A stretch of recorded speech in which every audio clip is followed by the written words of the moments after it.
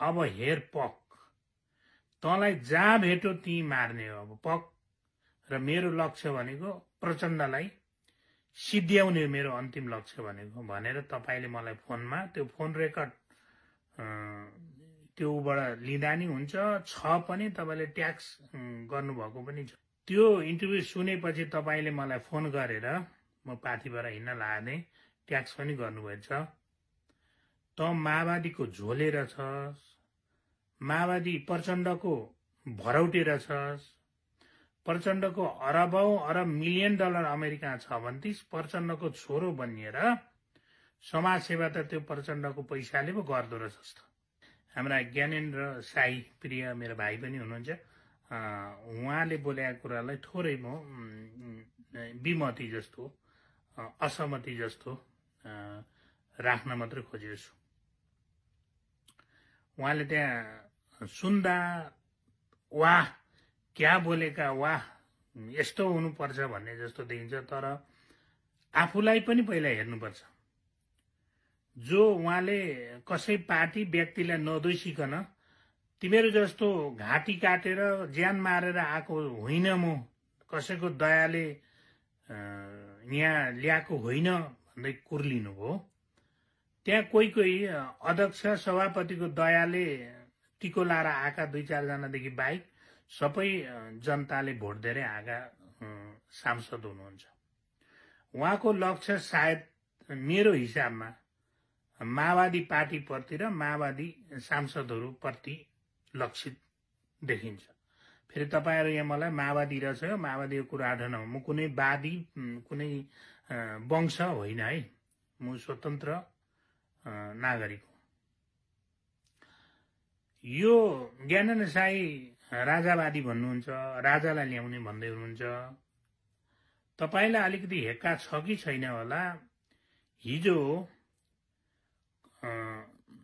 प्रकाश सुवेदी दाजुको टेलिभिजनमा मैले इन्टरभ्यू दिँदा उहाँले 2टा फोटो राखेर देउपा र प्रधानमन्त्रीज्यूको के अरे देउपा र प्रचण्डज्यूको फोटो राखेर मलाई सोध्नु भएको थियो, यो 2टामा कुन रोज्नुहुन्छ भन्दा त्यसमा मैले प्रचण्डलाई रोजिदिएको थिएँ। कारण पनि मैले देखिरहेको थिएँ, इन्टरभ्यूमा धेरै भनेको छु।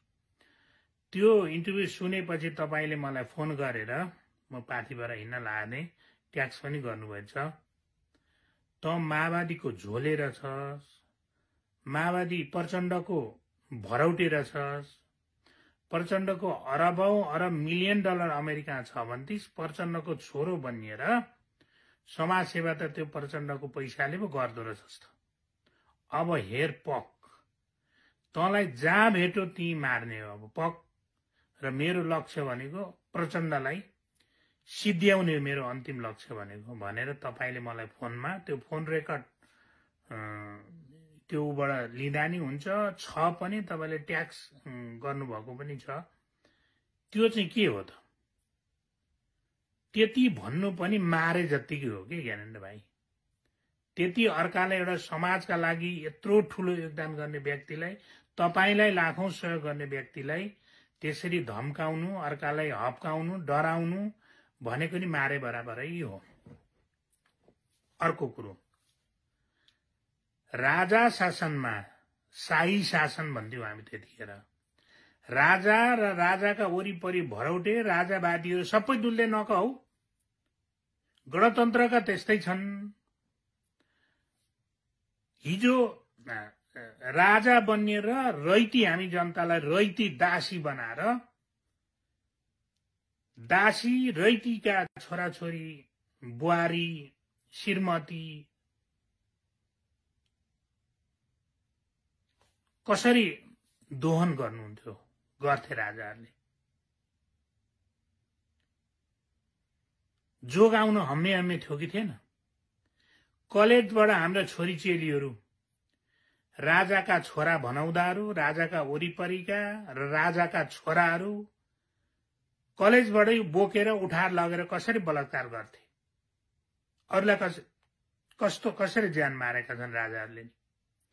र राजावादी भनाउँदाहरू वरिपरि राजाको रोटी सेकाएर, तपाईँ जस्तै राजाको रोटी सेकेर धुलो चाट्दै हिँड्नेहरू कति बलात्कारी छन्, कति ज्यान मारा छन्।